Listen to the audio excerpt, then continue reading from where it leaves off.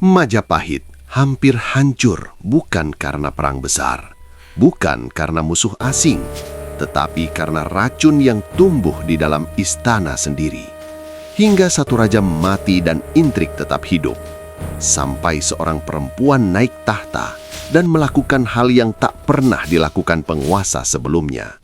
Mengubur ketakutan, membungkam bisikan, dan mengubah Majapahit dari kerajaan yang hampir runtuh menjadi fondasi imperium terbesar di Nusantara. Jika Tribuana Tunggadewi gagal naik tahta, sumpah Palapa tidak akan pernah ada. Majapahit tidak akan menjadi imperium dan sejarah Nusantara akan berakhir sangat berbeda. Assalamualaikum warahmatullahi wabarakatuh. Selamat datang di channel Singgasana Doc, tempat sejarah tidak sekedar diceritakan, tapi dibedah hingga ke akarnya. Semoga kalian semua dalam keadaan sehat selalu dan banyak rezekinya. Kalau kamu suka kisah politik, intrik kekuasaan dan tokoh besar Nusantara, pastikan kamu subscribe, like, dan komen, karena episode ini adalah fondasi lahirnya Sumpah Palapa. Majapahit tidak runtuh pada hari Raja Jayanegara terbunuh. Kerajaan itu sudah lama melemah jauh sebelum darah mengalir di istana. Kematian sang raja hanyalah tanda terakhir dari sebuah sistem yang kelelahan. Istana yang terlalu lama hidup dalam ketakutan, kecurigaan, dan intrik yang tidak pernah benar-benar berhenti. Dalam sejarah, jarang sebuah negara besar hancur oleh satu peristiwa tunggal. Biasanya, kehancuran datang perlahan, nyaris tak terdengar, seperti bangunan megah yang keropos dari dalam sebelum akhirnya roboh. Sejak awal pemerintahannya, Jayanegara hidup dalam bayang-bayang ancaman.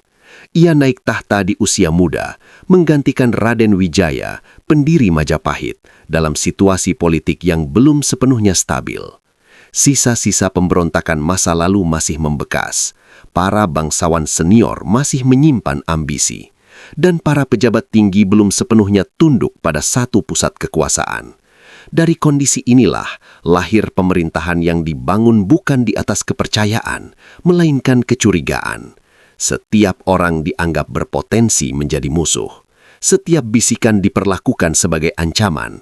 Setiap loyalitas selalu dipertanyakan. Di istana, suasana tidak pernah benar-benar tenang. Pejabat berjalan dengan kehati-hatian berlebihan. Kata-kata ditimbang sebelum diucapkan. Keputusan sering tertunda karena rasa takut akan tafsir yang keliru. Dalam sistem seperti ini, intrik bukan sekadar perilaku menyimpang. Ia menjadi mekanisme bertahan hidup.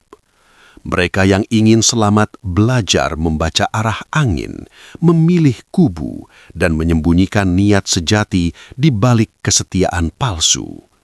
Negara pun berubah menjadi panggung bisik-bisik, bukan ruang pengambilan keputusan yang tegas. Ketakutan yang terus dipelihara oleh penguasa perlahan berubah menjadi racun. Ia memakan kesetiaan, melemahkan kepercayaan, dan mengikis efektivitas pemerintahan. Para pejabat tidak lagi bertanya apa yang terbaik untuk negara, melainkan apa yang paling aman untuk diri mereka sendiri. Dalam situasi seperti ini, stabilitas hanya tampak di permukaan.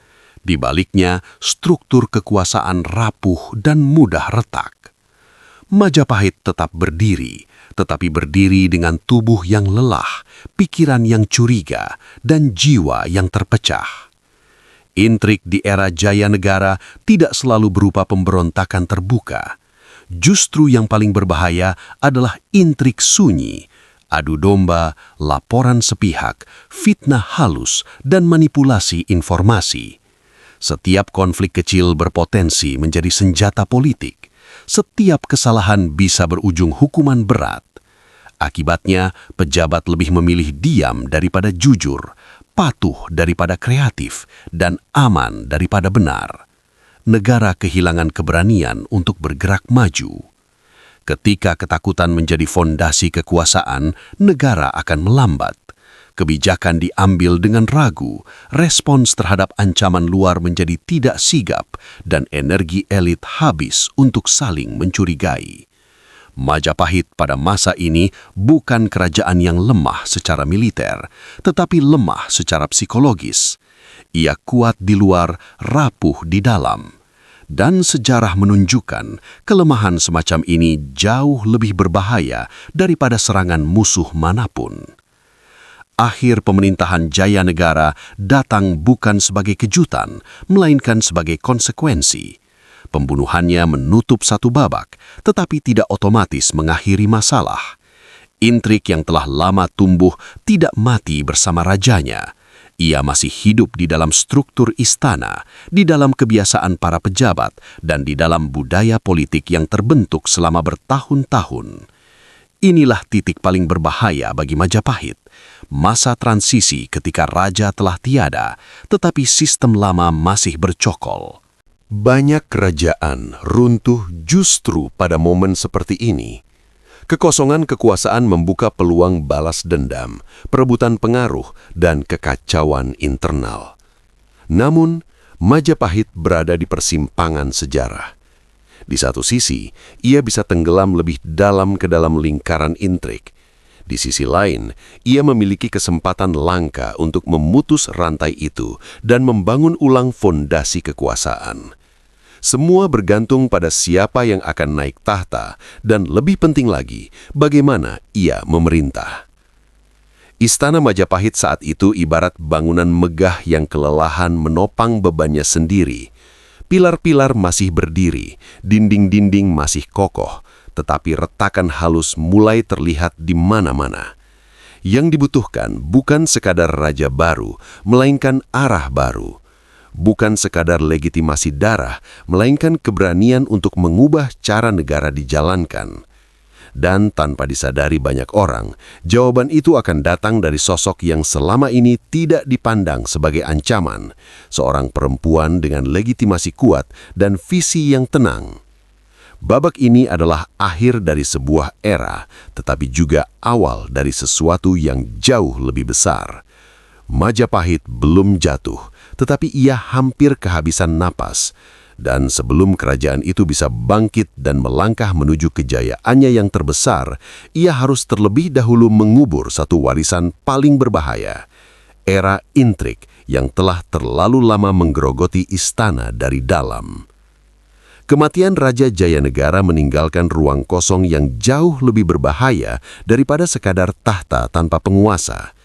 Ia meninggalkan sebuah istana yang terbiasa hidup dalam kecurigaan, sebuah elit politik yang terlatih untuk saling mencurigai, dan sebuah sistem kekuasaan yang kehilangan kepercayaan pada dirinya sendiri.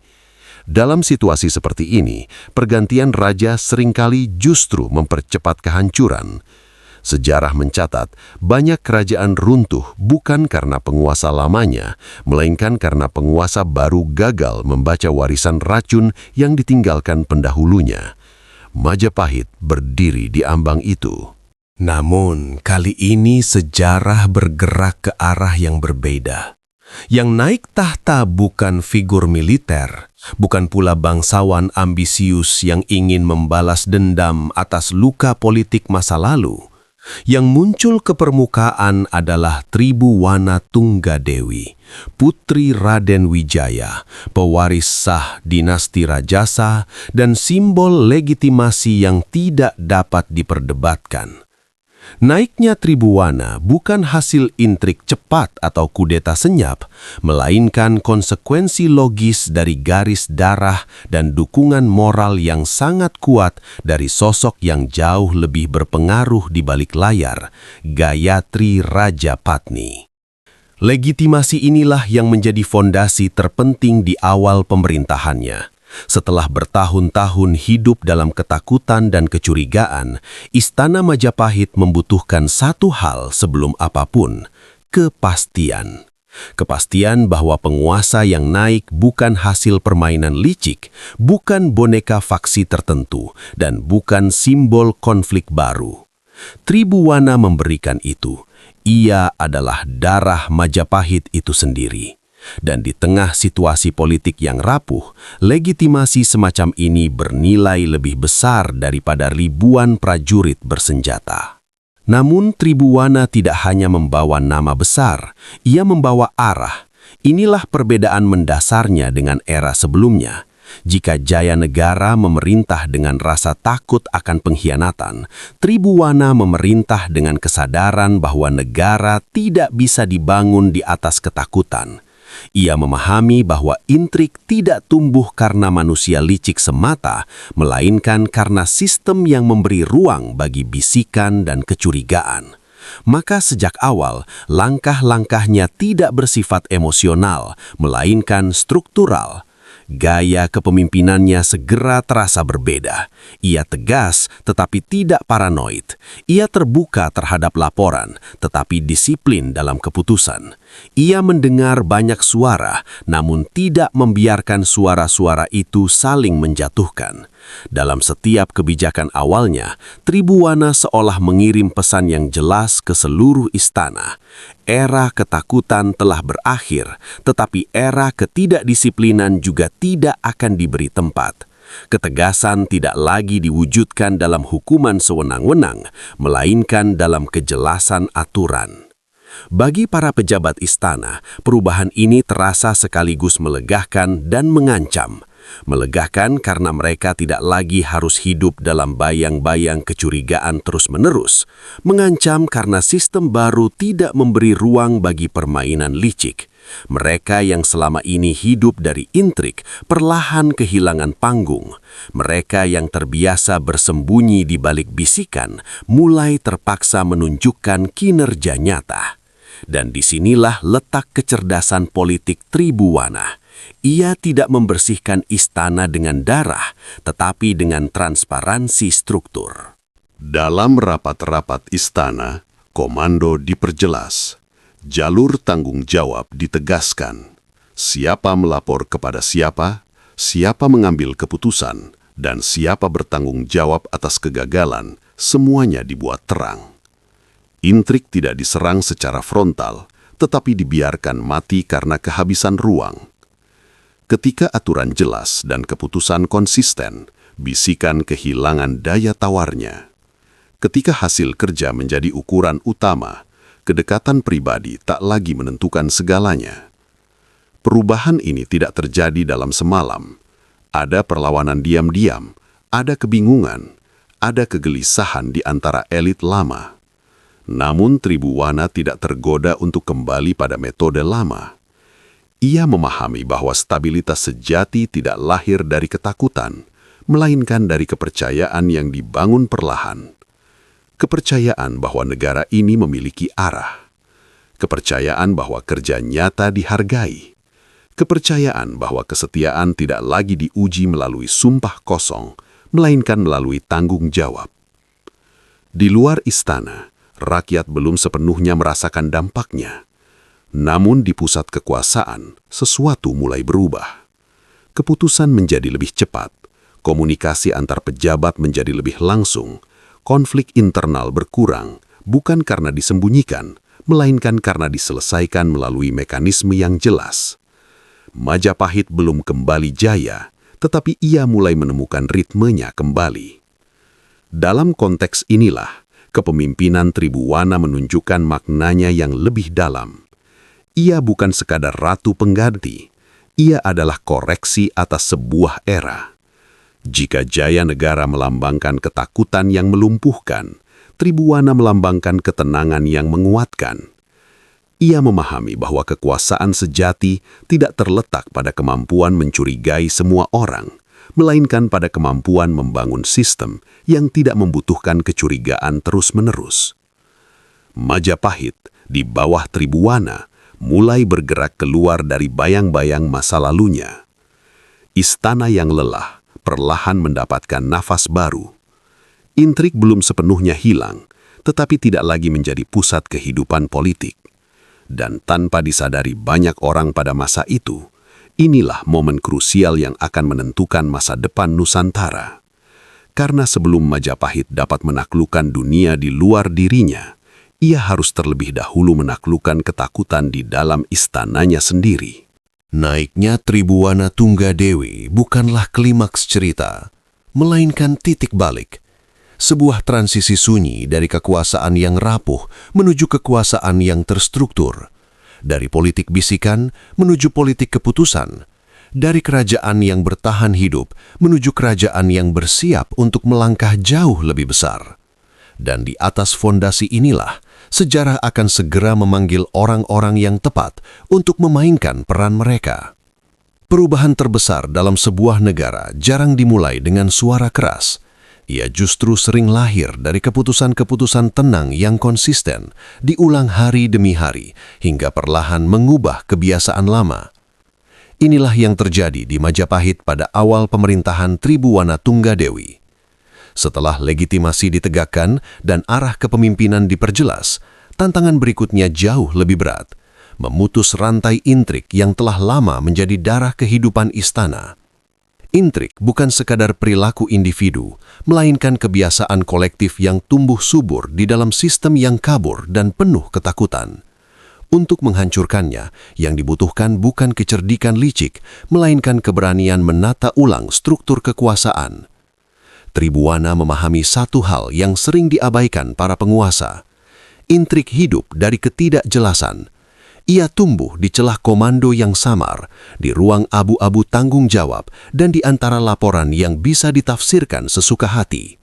Selama celah-celah itu ada, intrik akan selalu menemukan jalan. Karena itu, langkah pertamanya bukan mencari siapa yang bersalah, melainkan di mana sistem memberi peluang. Ia tidak memulai dengan hukuman, tetapi dengan penataan. Ia tidak mengobarkan pembersihan berdarah, tetapi mengeringkan rawa tempat intrik berkembang.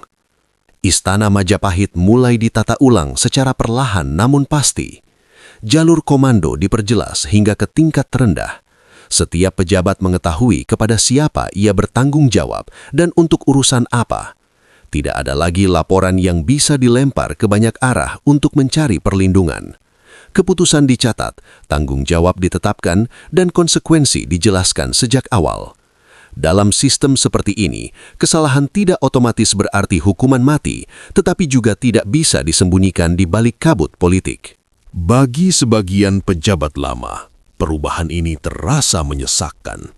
Mereka terbiasa hidup dari ketidakpastian, dari kemampuan memainkan dua sisi sekaligus, dari kecakapan membaca bisikan sebelum keputusan diumumkan. Kini, ruang itu menyempit. Ketika segala sesuatu menjadi terang, intrik kehilangan daya tawarnya. Mereka yang selama ini berpengaruh bukan karena kemampuan, melainkan karena jaringan bisikan mulai terpinggirkan tanpa perlu disingkirkan secara paksa. Mereka tidak dihukum, tetapi tidak lagi relevan. Tribuwana tidak pernah secara terbuka menyatakan perang terhadap intrik.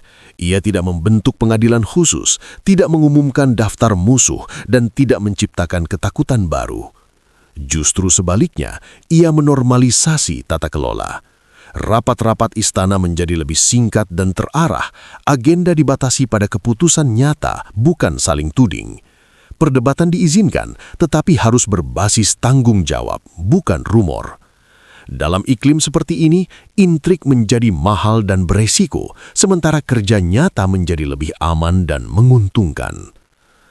Salah satu perubahan paling terasa adalah cara informasi mengalir. Di era sebelumnya, laporan sering dimanipulasi untuk menjatuhkan lawan atau menyenangkan atasan.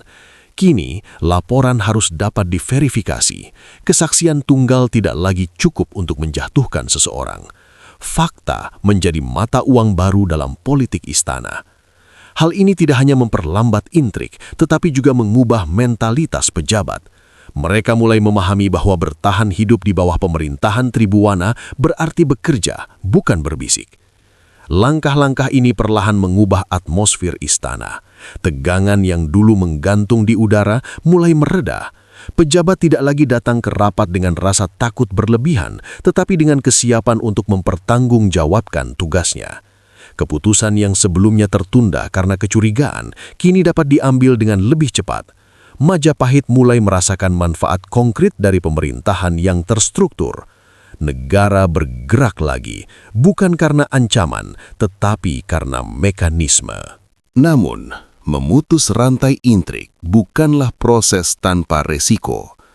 Tribuana sadar bahwa setiap perubahan besar akan melahirkan resistensi.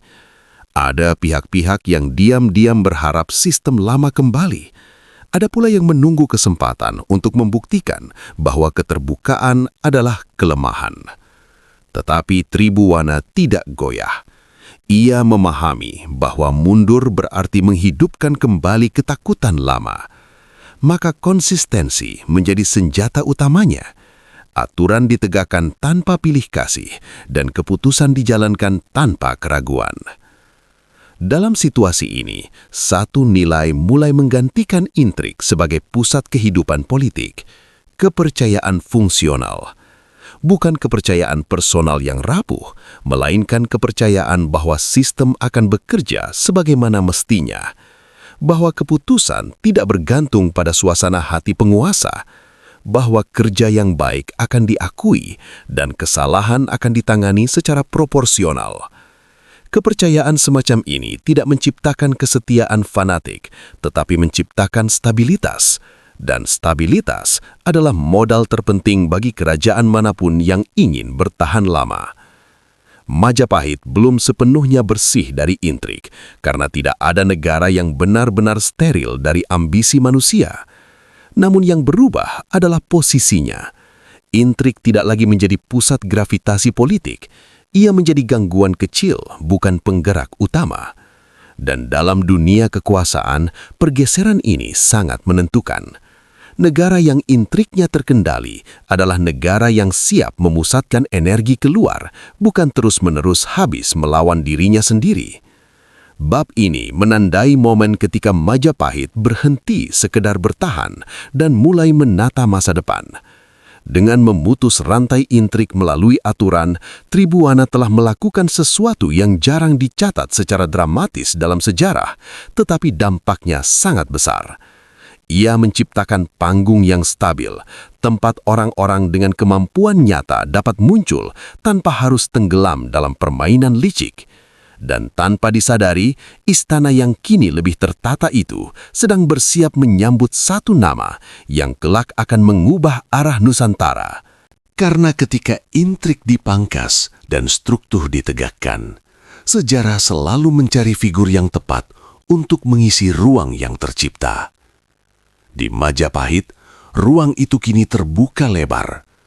Dan pada bab berikutnya, kita akan melihat bagaimana seorang prajurit dengan rekam jejak, bukan bisikan, mulai melangkah ke tengah panggung kekuasaan.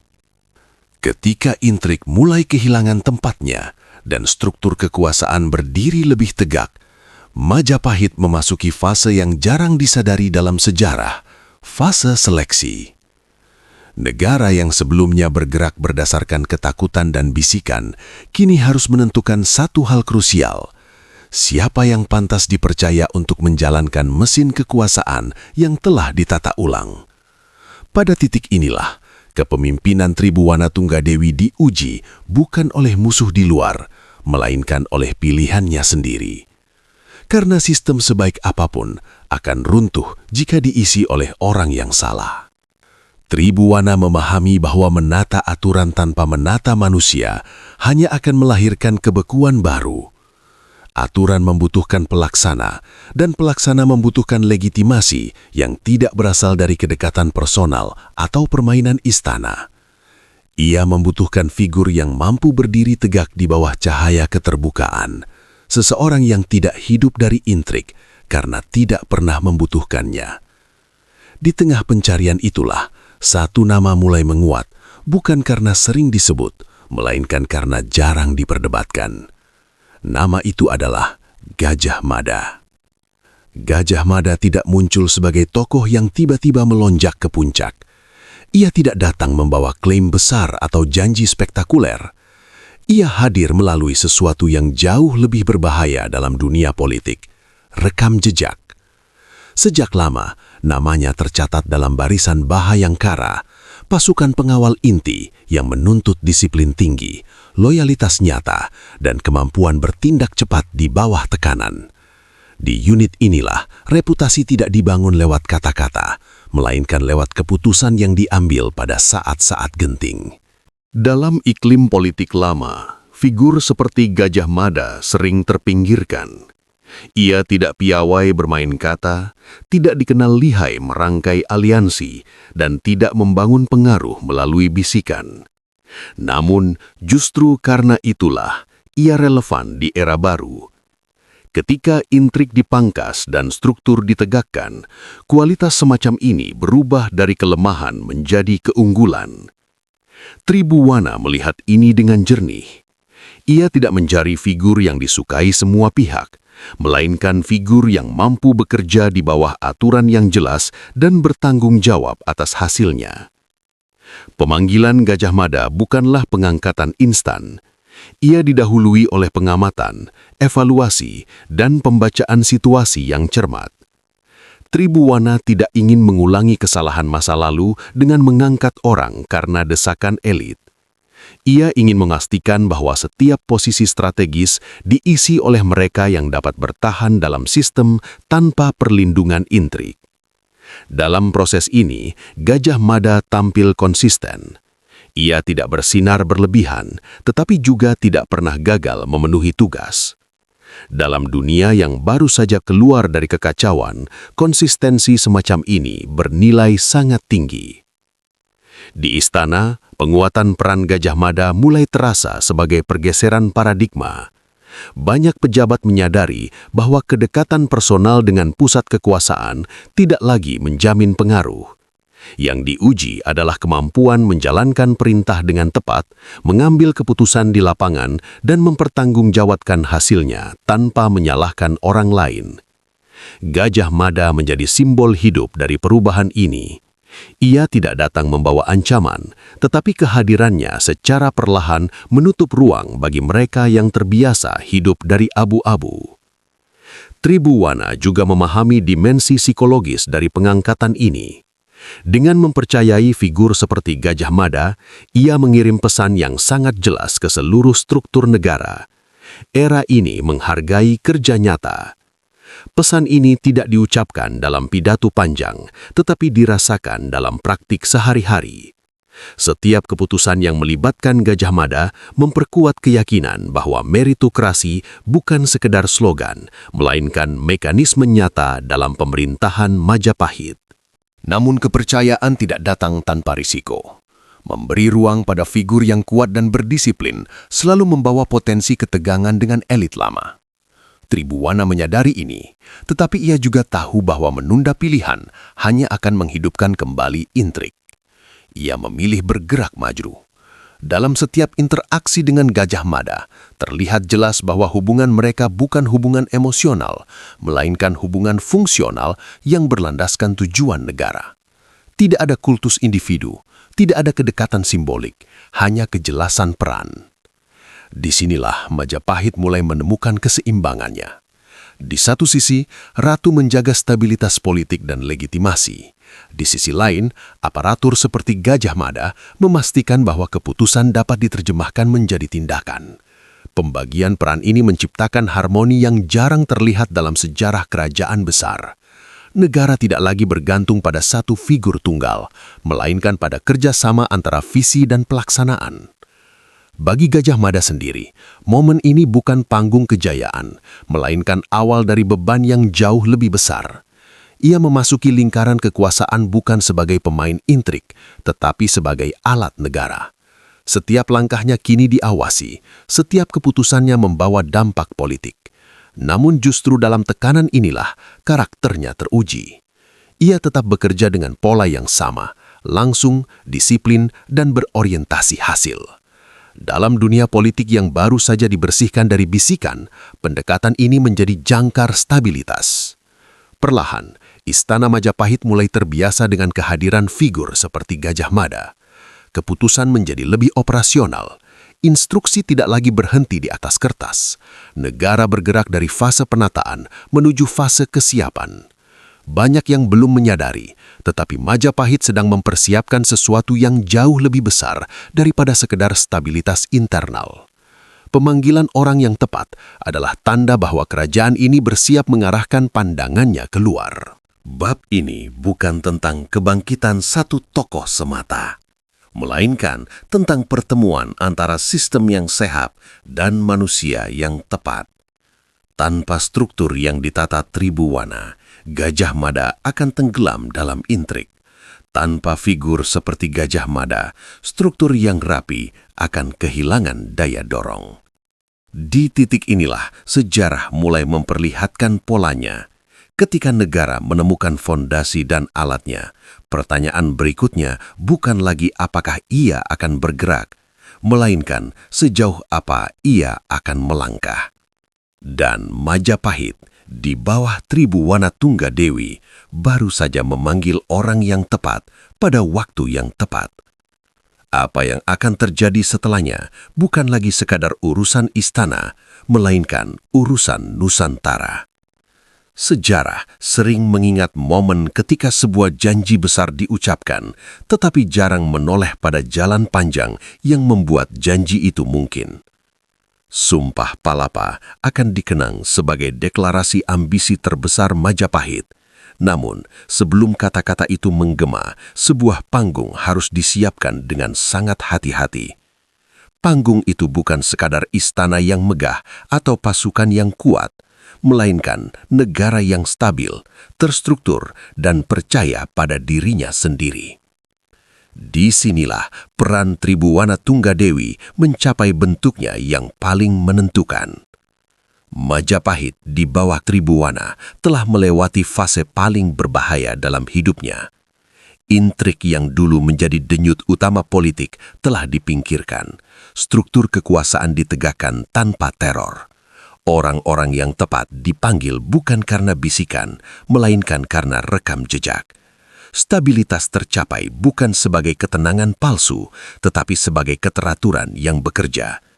Semua ini menciptakan satu kondisi langka dalam sejarah kerajaan, kesiapan kolektif untuk melangkah lebih jauh. Namun kesiapan saja tidak cukup.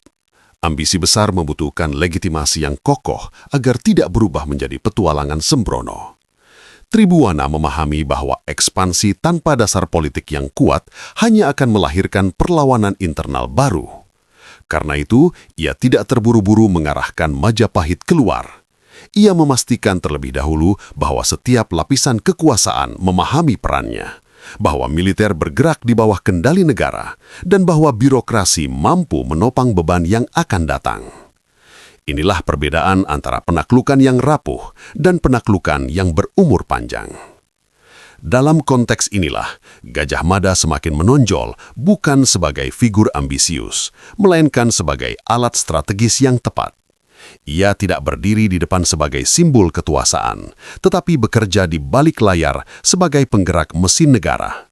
Hubungan antara Tribuwana dan Gajah Mada mencapai bentuk yang paling efektif. Visi dan pelaksanaan berjalan seiring tanpa saling menelan. Ratu menjaga arah dan legitimasi, sementara Mahapatih memastikan bahwa arah itu dapat ditempuh secara nyata. Majapahit kini tidak lagi sibuk mengamankan dirinya dari dalam. Ia mulai memandang peta Nusantara sebagai ruang strategis, bukan sekedar kumpulan ancaman. Stabilitas memungkinkan perencanaan jangka panjang.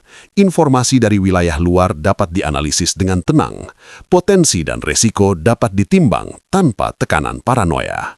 Negara yang tenang adalah negara yang mampu melihat jauh ke depan. Penting untuk dipahami bahwa Tribuwana tidak pernah bermaksud menjadi penakluk Nusantara secara langsung. Ambisinya bukan tercatat sebagai ratu perang, melainkan sebagai pemimpin yang mengubah arah sejarah Majapahit. Ia adalah arsitek, bukan eksekutor. Ia membangun fondasi tempat orang lain dapat berdiri dan melompat lebih jauh. Dalam dunia politik, peran semacam ini seringkali kurang dramatis, tetapi justru paling menentukan. Ketika kondisi internal telah matang, Majapahit berada pada titik di mana satu pernyataan kehendak akan mengubah segalanya. Bukan karena kata-kata itu sendiri memiliki kekuatan magis, tetapi karena negara yang mengucapkannya telah siap menanggung konsekuensinya. Sumpah Palapa tidak akan lahir di era intrik. Ia tidak akan bertahan di era ketakutan. Ia hanya mungkin diucapkan oleh negara yang stabil dan percaya pada kapasitasnya. Disinilah ironi sejarah bekerja. Nama Gajah Mada akan abadi sebagai sosok yang mengucapkan sumpah itu, tetapi tanpa Tribuwana Tunggadewi, sumpah tersebut hanya akan menjadi retorika kosong. Tanpa legitimasi yang ia jaga, struktur yang ia bangun, dan stabilitas yang ia rawat, tidak akan ada panggung yang cukup kuat untuk menahan beban ambisi sebesar itu. Tribuwana mungkin tidak berdiri di garis depan penaklukan, tetapi seluruh penaklukan berdiri di atas keputusannya. Majapahit kini siap melangkah dari kerajaan regional menjadi kekuatan imperium, bukan karena dorongan emosi sesaat, melainkan karena kesiapan sistemik. Negara ini telah belajar dari masa lalunya yang gelap, mengubur era intrik tanpa nostalgia, dan menggantinya dengan tata kelola yang memungkinkan ambisi besar dijalankan secara disiplin. Inilah momen ketika sejarah berhenti bertanya apakah Majapahit akan bertahan dan mulai bertanya sejauh apa ia akan meluas. Bab ini menutup satu fase penting dalam perjalanan Majapahit. Era Tribuwana Tunggadewi bukanlah era ekspansi terbesar, tetapi era yang membuat ekspansi itu mungkin. Ia adalah jembatan antara kerajaan yang selamat dari kehancuran dan imperium yang siap mengguncangkan Nusantara. Dalam keheningan stabilitas yang ia bangun, sebuah sumpah besar menunggu untuk diucapkan, dan ketika itu terjadi, dunia di seberang laut tidak akan pernah sama. Tribuwana Tunggadewi mungkin tidak dikenal sebagai penakluk, tetapi sejarah yang jujur akan mengenalnya sebagai ratu yang mengubur era intrik dan membuka jalan bagi salah satu ambisi terbesar yang pernah lahir di Nusantara. Di atas fondasi yang ia bangun, Sumpah Palapa bukan sekedar janji, melainkan konsekuensi logis dari negara yang telah menemukan bentuk terbaiknya. Sejarah sering memilih untuk mengingat siapa yang berteriak paling lantang dan menaklukkan paling luas, tetapi lupa pada mereka yang membuat semua itu mungkin. Tribuwana Tunggadewi tidak dikenang karena sumpah besar atau penaklukan jauh, melainkan karena satu hal yang jauh lebih sulit: keberanian mengakhiri era intrik dan menggantinya dengan keteraturan. Ia memimpin bukan dengan ketakutan, melainkan dengan arah. Ia tidak membangun kekuasaan di atas bisikan, tetapi di atas struktur yang bekerja. Dan dari fondasi inilah, Majapahit akhirnya mampu berdiri tegak sebagai negara yang percaya pada dirinya sendiri. Di bawah kepemimpinannya, istana yang lelah kembali bernafas, negara yang terpecah kembali menemukan ritmenya, dan orang-orang yang tepat akhirnya mendapat ruang untuk bekerja. Tribuwana mungkin tidak mengucapkan Sumpah Palapa, tetapi tanpa ketenangan dan ketegasan yang ia bangun, sumpah itu hanya akan menjadi kata-kata kosong. Ia adalah jembatan antara kerajaan yang selamat dari kehancuran dan imperium yang siap mengguncangkan Nusantara. Dalam keheningan stabilitas yang ia ciptakan, sejarah menyiapkan langkah berikutnya. Karena pada akhirnya, kekuasaan sejati bukan tentang siapa yang paling ditakuti, melainkan siapa yang mampu membuat negara berjalan tanpa rasa takut. Dan Tribuwana Tunggadewi telah membuktikan bahwa terkadang keputusan paling berani dalam sejarah bukanlah menyerang ke luar, tetapi menata ke dalam. Di episode berikutnya, Sumpah Palapa, saat sebuah janji mengguncang Nusantara. Sampai di sana, ingat satu hal, sejarah bukan hanya tentang masa lalu, tetapi tentang bagaimana kita memahami kekuasaan hari ini. Sejarah sering mengingat penakluk, tapi lupa pada mereka yang membuat penaklukan mungkin. Tribuwana Tunggadewi bukan ratu perang, tapi ratu yang mengubur era intrik dan melahirkan era kekuasaan sejati. Kalau kamu setuju bahwa Tribuwana adalah fondasi kejayaan Majapahit, tulis di kolom komentar, Fondasi Kejayaan. Jangan lupa klik like kalau kamu ingin lanjutan episode Sumpah Palapa, Janji yang Mengguncang Nusantara. Subscribe Singgasana Doc, karena sejarah Nusantara jauh lebih epik dari yang kamu bayangkan. Terima kasih sudah menonton. Sampai jumpa di video berikutnya. Wassalamualaikum warahmatullahi wabarakatuh.